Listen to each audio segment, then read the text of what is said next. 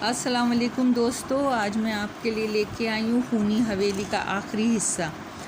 کہاں گئے وہ سب لوگ اور وہ باراتی، وہ سب کہاں غائب ہو گئے وہ سب لوگ؟ وہ عجیب انداز میں زیر لب بڑبڑائی، اس کے دل میں وحشت سر ابھارنے لگی تھی۔ وہ اب آنکھیں پھاڑ پھاڑ کے سامنے پرانی حویلی کی جانب تکے جا رہی تھی، مگر وہاں کچھ نہ تھا۔ کیا یہ سب میرا وہم تھا؟ وہ سوچنے لگی، مگر اس کا دل نہیں مان رہا تھا۔ ابھی تھوڑی دیر پہلے تو خود اس نے یہاں ایک شادی کی تقریب ہوتے دیکھا تھا۔ وہ نہ صرف یہ بلکہ وہ خود چل کے وہاں تک گئی تھی اور ایک مہمان عورت سے بات بھی کی تھی۔ نہیں، یہ میرا وہم نہیں ہو سکتا، یہ وہم نہیں ہو سکتا۔ وہ پاگلوں کی طرح بڑبڑائی، اسے اپنے اعصاب چھل ہوتے ہوئے محسوس ہوئے۔ اس کے دماغ کی رگوں میں درد ہونے لگا، حلق خشک سوکھ کر کانٹا ہو گیا، ایک عجیب سا غصہ آنے لگا اسے۔ وہ کھڑکی کے پاس سے ہٹ گئی۔ اس نے اپنی شل ہوتی ہوئی کیفیت پہ قابو پایا اور قریب رکھے کانچ کے جگ سے گلاس میں پانی انڈیلا اور ایک ہی سانس میں سارا پانی گٹاگٹ پی گئی۔ اسے اپنے پاؤں من کے محسوس ہو رہے تھے اور ابھی تک یہ عجیب و حواس زدہ کیفیت سے باہر نہیں نکلی تھی۔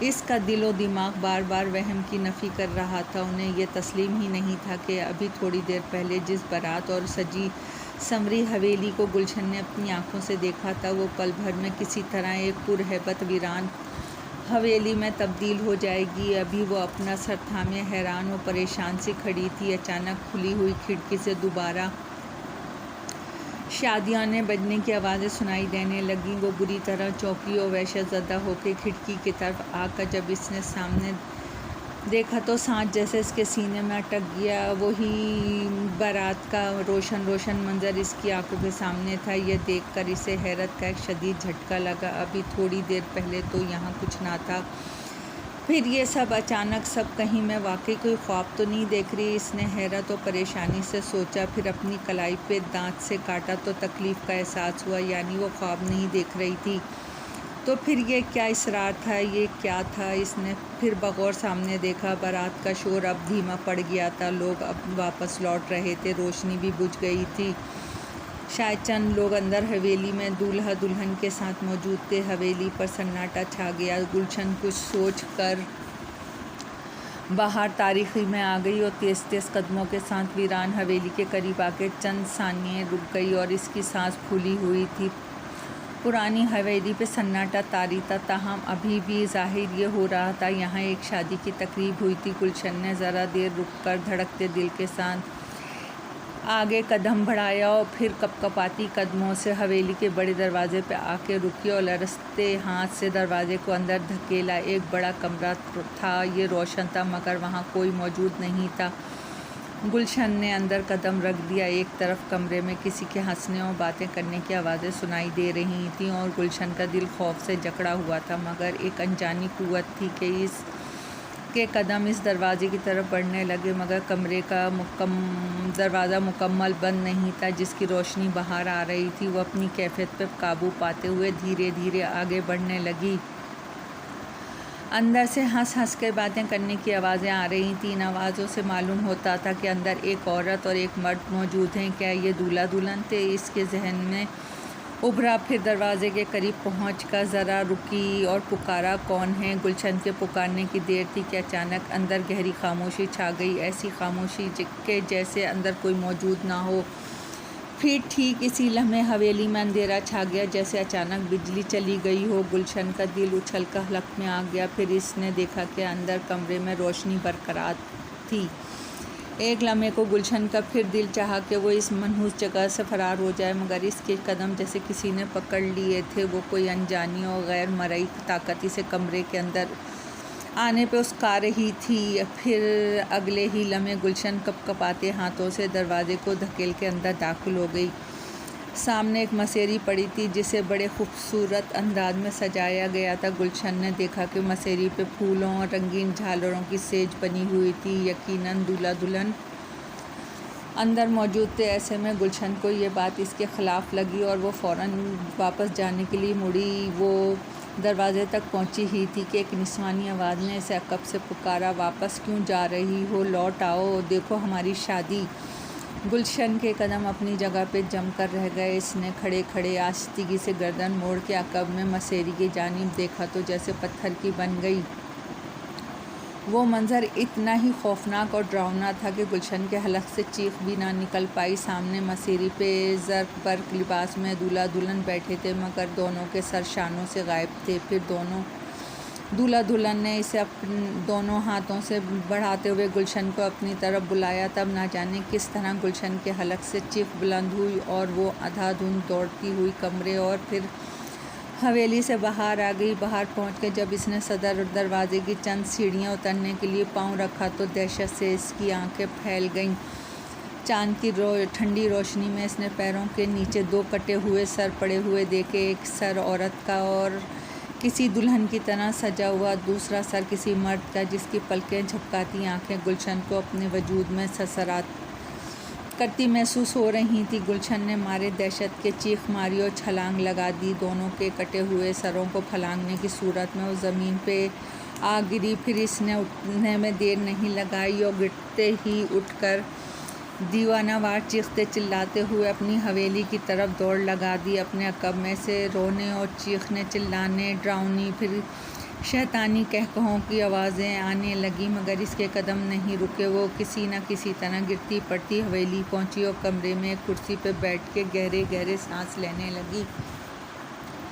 اس کا حلق سوکھ کر کانٹا ہو رہا تھا۔ اس نے پانی پیا اور ایک نگاہ بیڈ پہ گہری نیند سوئے ہوئے اپنے شوہر پہ ڈالی۔ اس کے بعد کھڑکی کے قریب آ کر سامنے پرانی حویلی کی طرف خوفزدہ نظروں سے تکنے لگی۔ وہاں پرانی اور تاریخی سناٹے کے سوا کچھ نہ تھا۔ گلشن نے جلدی سے کھڑکی بند کی اور دوبارہ بستر پہ آ کے لیٹ گئی۔ اس کے دل و دماغ میں خوف چھایا ہوا تھا۔ گزرتے لمحات کے ڈراؤنے مناظر اس کے چشم تصور میں گردش کر رہے تھے۔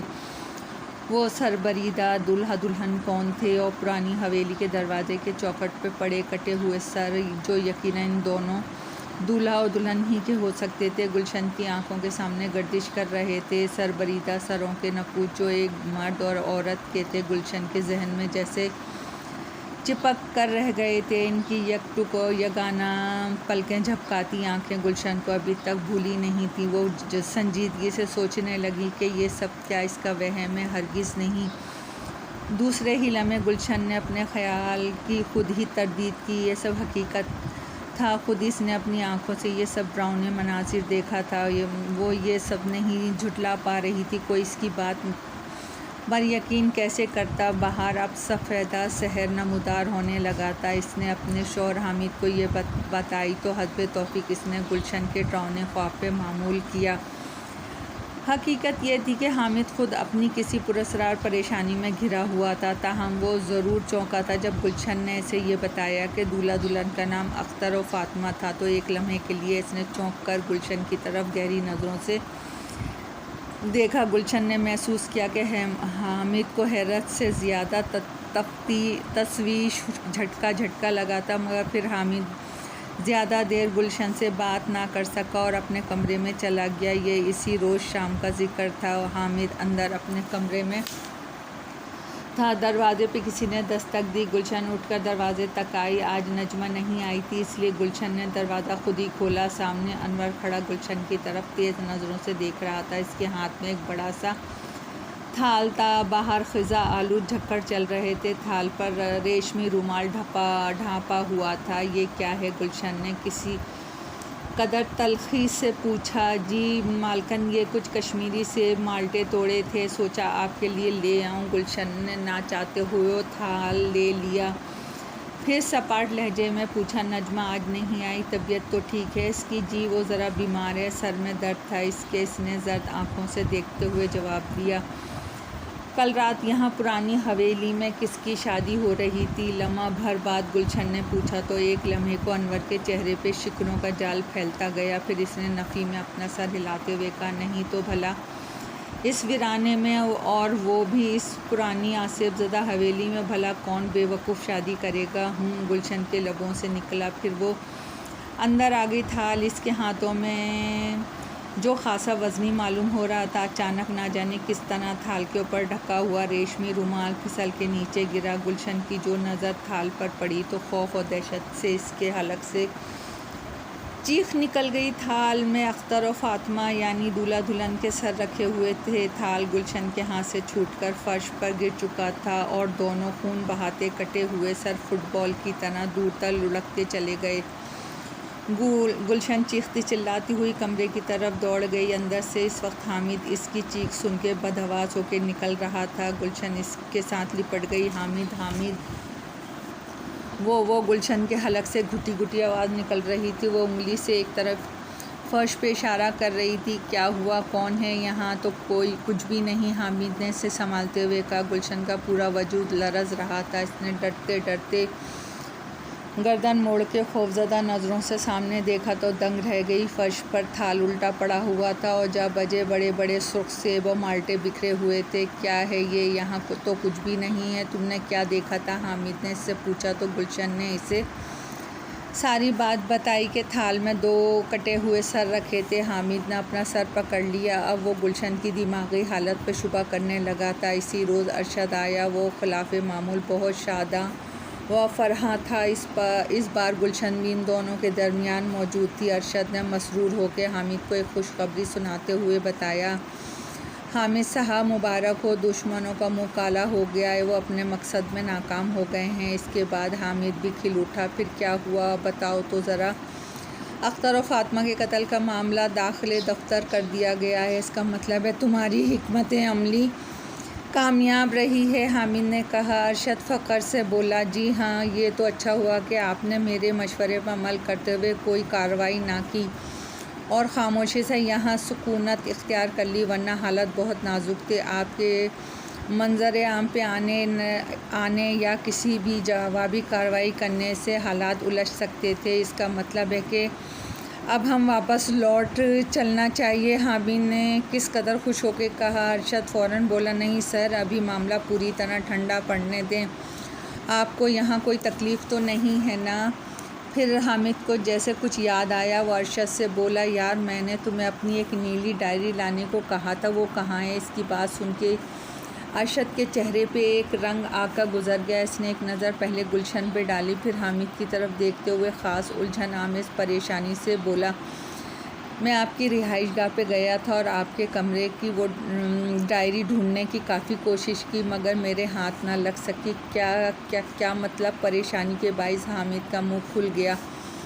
گلشن نے بغور اپنے شوہر کی جانب دیکھا تو وہ اسے بدحواس سا نظر آیا۔ ادھر حامد نے پریشان کن لہجے میں ارشد سے کہا، ارشد یہ اچھا نہیں ہوا، تم جانتے ہو کہ میرے لیے وہ ڈائری کتنی اہمیت رکھتی ہے، اگر وہ کسی کے ہاتھ لگ گئی تو۔ وہ اچانک کچھ کہتے کہتے رک گیا اور عجیب نظروں سے اپنی بیوی کی طرف دیکھا۔ گلشن نے صاف طور پہ محسوس کیا کہ حامد کو وہاں اس کی موجودگی سخت گراں گزر رہی تھی۔ پھر وہ گلشن کو جیسے گھورتے ہوئے بولا، تم یہاں کیا کر رہی ہو؟ دفع ہو جاؤ یہاں سے، جاؤ اپنے کمرے میں۔ گلشن کو حامد کا لہجہ گراں گزرا، مگر وہ ضبط کرتی ہوئی وہاں سے چلی گئی۔ مگر پھر بھی جاتے جاتے اس نے دیوار سے کان لگا دیے تھے۔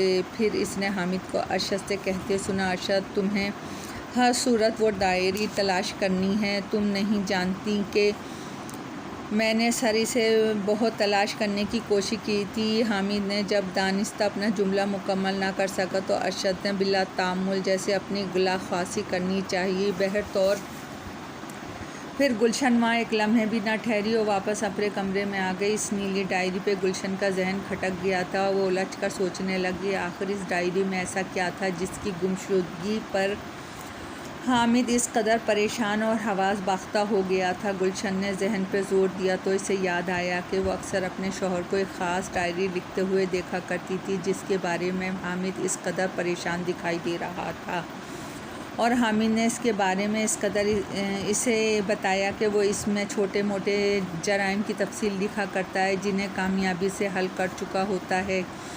حسب معمول گلشن کی آنکھوں سے نیند کوسوں دور تھی۔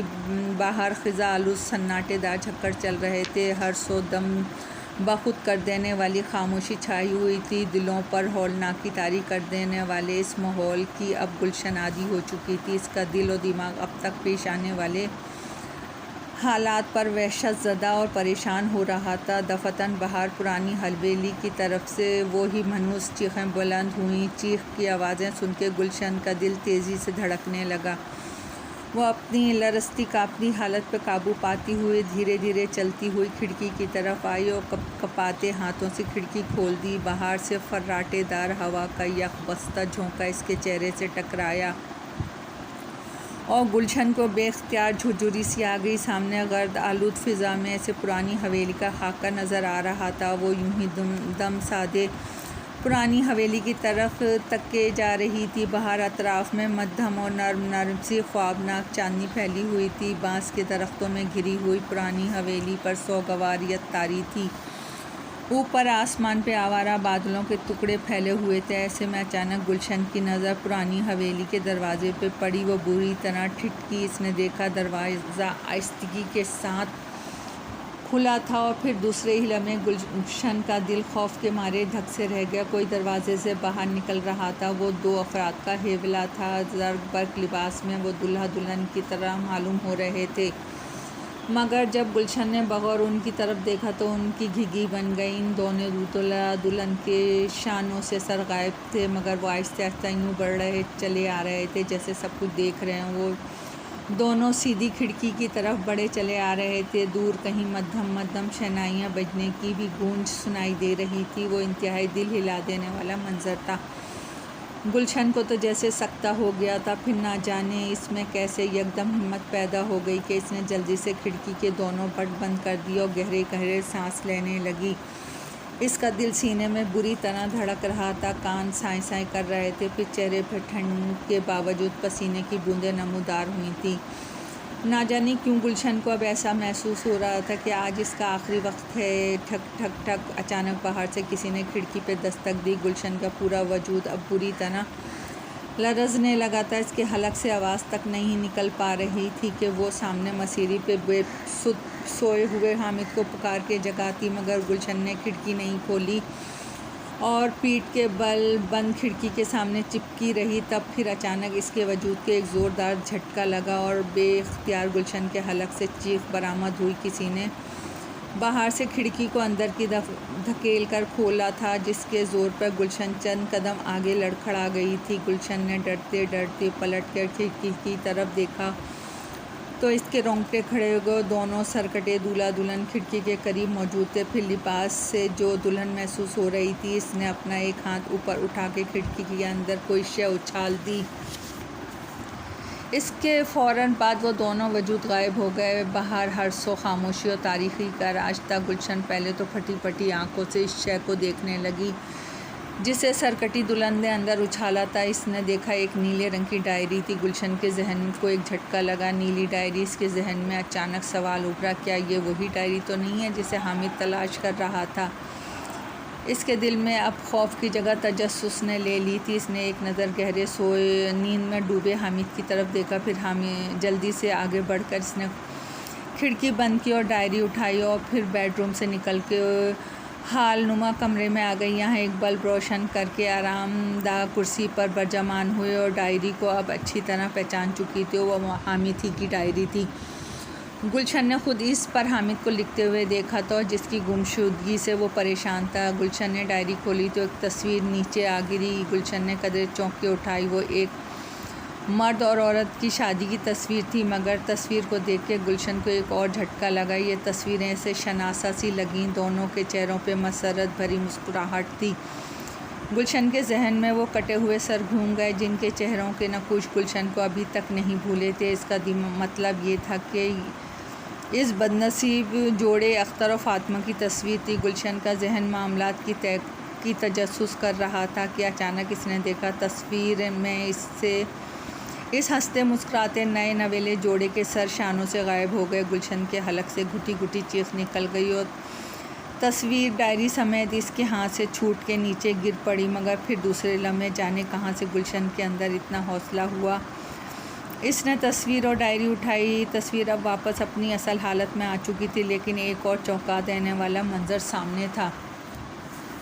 ان کے چہرے اداس و مغمور نظر آ رہے تھے۔ گلشن نے اس طرف سے اپنی توجہ ہٹاتے ہوئے ڈائری جلد جلدی میں کھول کے پڑھنے لگی۔ اس میں حامد کے کیے ہوئے کیسوں کی تفصیلات درج تھی۔ یہ قتل کے وہ کیس تھے جو حامد نے خود حل کیے تھے۔ مجرموں کو بھی کفر کردار تک پہنچایا تھا۔ صفحات پلٹتے پلٹتے اچانک ایک صفحے پہ اس کی نظر جم سی گئی۔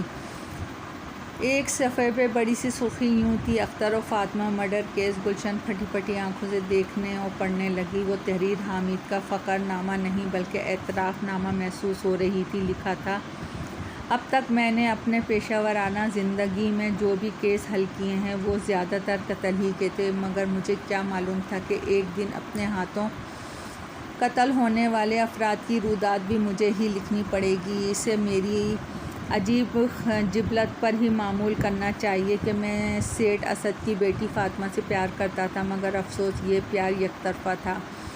فاطمہ مجھ سے سخت نفرت کرتی تھی۔ میری طبیعت میں ضدی و خودسری تھی۔ جب اس نے فیصل کی کہ جواں سالہ بیٹے اختر کے سامنے میرے ایک دن بھری تقریب میں بے عزتی کر ڈالی تو میں نے ان دونوں کو مزہ چکھانے کا فیصلہ کر لیا، اور کچھ دنوں بعد ان دونوں کی شادی ہو گئی۔ جب وہ دونوں ہنی مون کے لیے ایک پرفضا اور قدرے ویران علاقے میں گئے تو میں نے بڑی صفائی کے ساتھ دونوں کو قتل کر ڈالا اور ان دونوں کے سر کاٹ کے دھڑ سے الگ کر دیے تاکہ کسی کو لاش کی شناخت نہ ہو سکے۔ گلشن نے ابھی یہاں تک ہی پڑھا تھا کہ اس کی آنکھوں کے سامنے اچانک اندھیرا چھانے لگا۔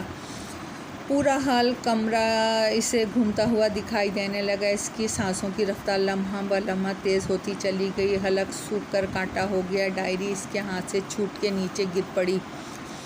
اچانک اسے اپنے عقب سے ایک سرسراتی ہوئی آواز سنائی دی: اچھا تو یہ ڈائری تمہارے پاس تھی؟ گلشن نے چونک کر دیکھا اور دھک سے رہ گئی۔ سامنے حامد کھڑا اس کی طرف سرد نظروں سے گھور رہا تھا۔ اپنے شوہر کو سامنے دیکھ کے گلشن اچانک اٹھ کھڑی ہوئی۔ غصہ اور غم اس کے چہرے پہ آیا تھا۔ تم قاتل ہو، تم نے اختر و فاطمہ کو قتل کر ڈالا؟ غم و غصے کی شدت سے بامشکل اپنے شوہر سے بولی تو حامد آگے بڑھ کر اس کا گلا دبوچ لیا۔ اس کی آنکھوں سے نفرت و غیظ اور غضب کی چنگاریاں پھوٹ رہی تھیں، اور وہ سفاک لہجے میں بولا: مجھے تمہیں بھی ختم کرنا پڑے گا۔ گلشن کی آنکھوں میں یکدم دہشت عود آئی اور وہ اپنا گلا چھڑا کے تیزی کے ساتھ دروازے کی طرف لپکی۔ حامد کو شاید گلشن کی اچانک مزاحمت کی توفیق نہ تھی۔ وہ کسی درندے کی طرح اس کے تعاقب میں دوڑا، مگر گلشن ہذیانی انداز میں چلاتی ہوئی دروازہ کھول کے باہر کی طرف لپکی اور دیوانہ وار اس کے قدم پرانی حویلی کی طرف بڑھ گئے۔ حامد بھی موت کا ہر کارہ بنا اس کے پیچھے دوڑ رہا تھا۔ گلشن گرتی پڑتی حویلی کے دروازے کے اندر داخل ہوئی اور اس نے پلٹ کے جان بچانے کی خاطر دروازہ بند کرنا چاہا، مگر حامد کسی زخمی درندے کی مانند دروازہ دھکیلتا ہوا اندر آ گیا اور اس نے گلشن کو تھپڑ مار کے فرش پہ گرایا۔ گلشن کے حلق سے بھیانک چیخ نکلی۔ حامد اب اس کے اوپر سوار ہو کے اس کا گلا دبانے لگا۔ حامد مجھے مت مارو، میں تمہاری بیوی ہوں۔ گلشن خوف و دہشت کے باعث بولی۔ آواز اب اس کے حلق میں دب گئی تھی۔ اس کا دم گھٹنے لگا تھا، مگر حامد اس کو قتل کر پوری کمر بستہ ہو چکا تھا۔ گلشن کی داد و فریاد کا اس پہ کوئی اثر نہ ہوا۔ تب پھر اچانک نہ جانے کدھر سے وہ سرکٹے انسان نمودار ہوئے۔ وہ دونوں مرد اور عورت تھے جنہوں نے ہاتھوں میں اپنے اپنے سر اٹھا رکھے تھے۔ وہ اختر و فاطمہ تھے۔ ان دونوں سرکٹے اختر و فاطمہ نے اپنے ہاتھوں میں پکڑے ہوئے کٹے سر فٹ بال کی طرح حامد پہ اچھال دیے۔ حامد کی گرفت اب گلشن پر ڈھیلی پڑ چکی تھی۔ وہ دونوں کٹے ہوئے سر حامد کے چہرے سے ٹکرائے اور وہ ایک دل زور چیخ مار کے نیچے گر پڑا۔ تب اچانک اختر و فاطمہ کے سر حامد کی طرف لپکے۔ اب ان کے ہاتھوں میں لمبے لمبے چھرے نظر آ رہے تھے۔ انہوں نے حامد کو فرش پہ لٹا دیا۔ حامد کو ان سروں کی گرفت سخت محسوس ہو رہی تھی۔ حامد، ہمیں پہچانا تو ہی ہمارا سر کاٹا تھا نا؟ اب تیرا سر بھی تیرے دھڑ سے الگ کر دیا جائے گا۔ حویلی کے اس تار و تاریک کمرے میں کٹے سروں کی سفاک آواز گونجی۔ ادھر گلشن کو بھی کچھ ہوش میں آ چکی تھی۔ پھر اس نے ایک روح فراسا منظر دیکھا۔ ان دونوں کٹے ہوئے سروں نے حامد کو ذبح کر کے اس کا سر دھڑ سے الگ کر دیا۔ حویلی حامد کی خرخراتی چیخوں سے گونج رہی تھی۔ اس کا سر کے بغیر دھڑ ماہی بے آب کی طرح تڑپ رہا تھا۔ سامنے فرش پہ خون ہی خون پھیلا ہوا تھا۔ گلشن اس دہشت ناک منظر کی تاب نہ لاتے ہوئے بے ہوش ہو گئی۔ کچھ دیر بعد ایک قبرستان میں کچھ روز بعد ایک قبرستان میں حامد کو دفنایا جا رہا تھا اور آس پاس افسردہ سے کھڑے لوگ دیگر لوگوں میں گلشن بھی کھڑی آنسو بہا رہی تھی۔ اس کا بیٹا کریم بھی غمگین کھڑا تھا، اپنے والد کو غمزدہ نظروں سے دفن ہوتا دیکھ رہا تھا۔ دوستو، کہانی پسند آئے تو لائک اور سبسکرائب کیجیے گا۔ آپ کی دعاؤں کی طلبگار۔